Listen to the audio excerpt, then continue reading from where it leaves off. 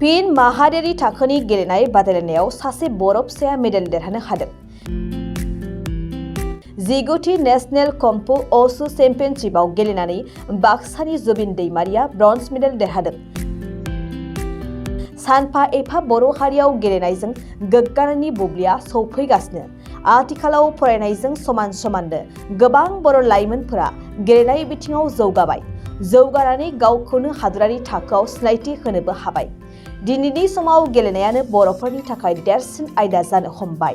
गुबुन गुबुन आयदानि गेलेनायाव गासिबो बर'फोरानो जायगा आवग्रिनानै लानो हाबाय। रायजो माहारि आरो हादोरारि थाखोनि गुबुन गुबुन गेलेनायफोराव गोबां बर' फिसाफोरा बाहागो लासै आरो गोबाङानो मोनसे नङा मोनसे मेडेलबो देरहानो हासै। बेबायदिनो दिनैबो फिन माहारियारि थाखोनि गेलेनाय बादायलायनायाव सासे बर' फिसाया मेडेल देरहानो हादों।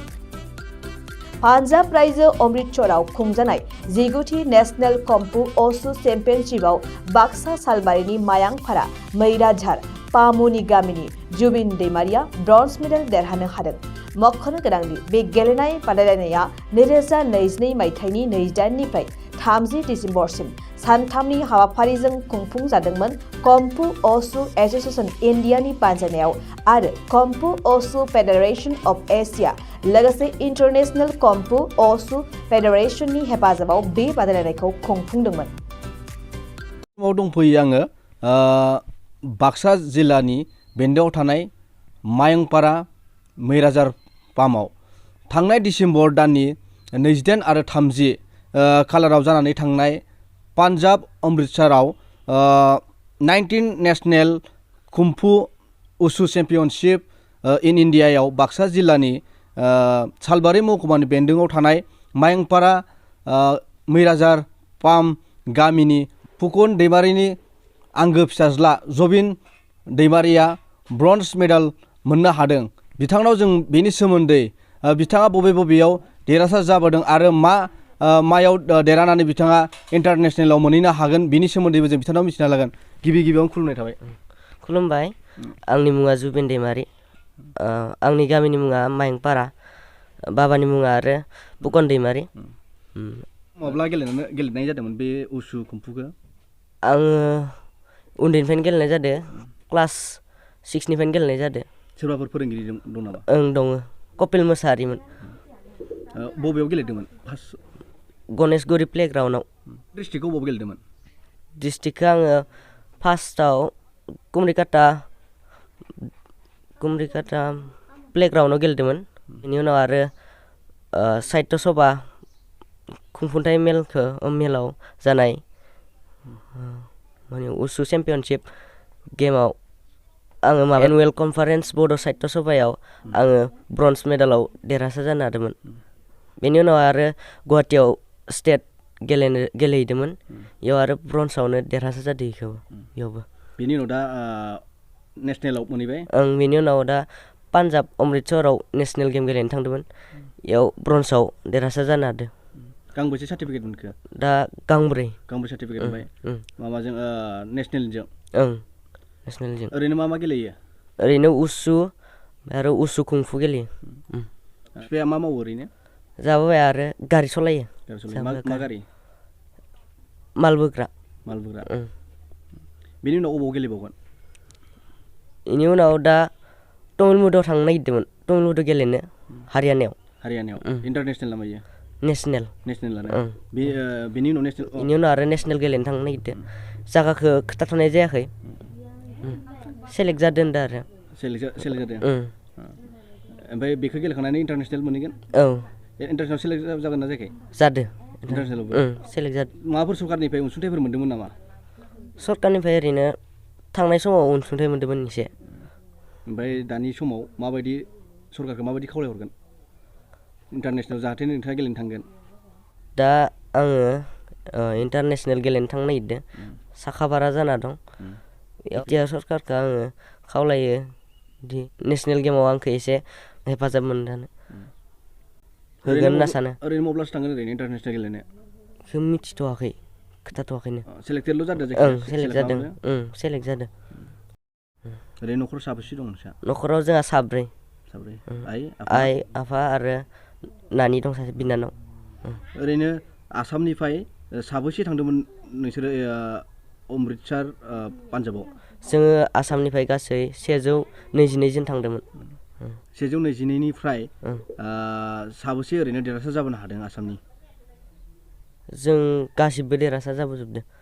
122 गासिबो देरहासार जानो हादों। ओमफ्राय बाक्सानिफ्राय जोङो साब्रैबो थांदोंमोन, साब्रैबो देरहासार जाबोजोबदों। देरहासार जानो हादों साब्रैबो। बाक्सानिफ्राय नोंसोरो साब्रै जानो हाबाय?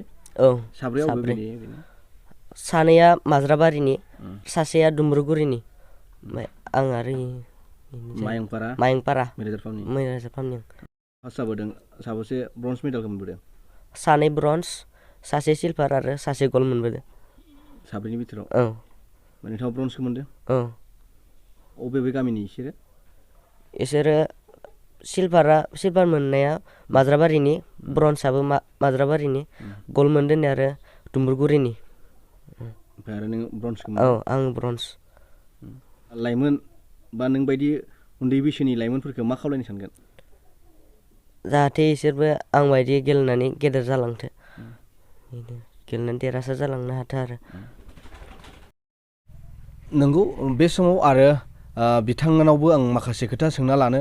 जबिन दैमारिया दि देरहासार जानो हादों उसु कुंफु गेलेनायाव ब्रन्ज मेडेल मोननो हादों, बिनि सोमोन्दै बिथांनावबो जों मिथिना खुलुमबाय। गिबियावनो बड'लेण्ड बुब्लिनिसिम खुलुमनाय थाबाय आरो गिबियावनो बड'लेण्ड बुब्लि नायगिरि नोंथांमोननिसिम गोदान बोसोरनि हामलायनाय थाबाय।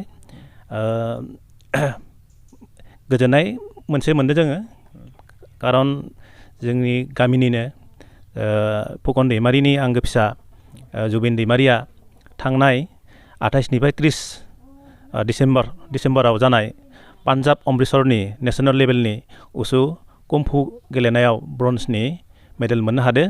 बेनि थाखाय जों गामिनि जानानै आं एसे गोजोननाय मोनदों। आरो बेखिनियावनो आङो एसे जोंनि BTC सरकारनिसिम खावलायनाय थायो, बिथां जुबिन दैमारिनो एसे आर्थिक अनुदान मोनसे होयोबा मोजां जायो, खारन बिथांनि न'खरा एसे दुरबल। बिथांनि बिफाया गारिसो सालायो। मिथिनो मोननाय बादिबा जुबिन दैमारिया नेसनेल लेभेलनिफ्राय इन्टारनेसनेल लेभेलाव गेलेनायनि खाबु मोनदो। जाहाथे बिथांनि गेलेनाय माबायाव लाइनाव देरहालांबाय थानो हाथो, बेखौ आङो खावलायनाय थाबाय। बेखिनियानो। नंगौ, बिथांनिफ्रायबो मिथिनानै माखासे गोजोननाय थाबाय। लोगोसे बिथाङा माखासे खोथा फोरमायना होबाय। बे समाव बिथाङा आथिखाल बा दानि BTR सरकारखौ माखासे हेफाजाब होनो थाखाय बा गावनि गेलेनायाव मदद होनो थाखाय BTR सरकारखौ खावलायहरदों। बिथाङानो जाबाय बाक्सा जिल्लानि सालबारि महकुमा बेन्दोआव थानाय मायंपारा मैराजार फार्मनि थागिबि फुकन दैमारिनि फिसाज्ला आंगो जबिन दैमारि। बिथाङानो जाबाय थांनाय 28 आरो 30 पान्जाब अमृतसराव बिथाङा देरहासार जानो हाबोदों। लोगोसे बिथाङा ब्रन्ज मेडेल मोननो हाबोदों।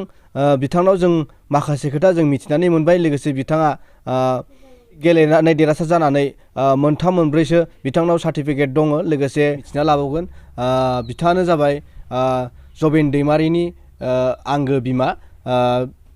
बिनावबो जोङो बिथाङा दि थांनाय 28 आरो 30 डिसेम्बराव उसु गेलेनानै बिथाङा पान्जाब अमृतसराव देरहासार जानो हाबोदों बा बिथाङा गोग्गाथाव खौरां लाबोनो हादों। लोगोसे बिथाङा ब्रन्ज मेडेल मोननो हादों।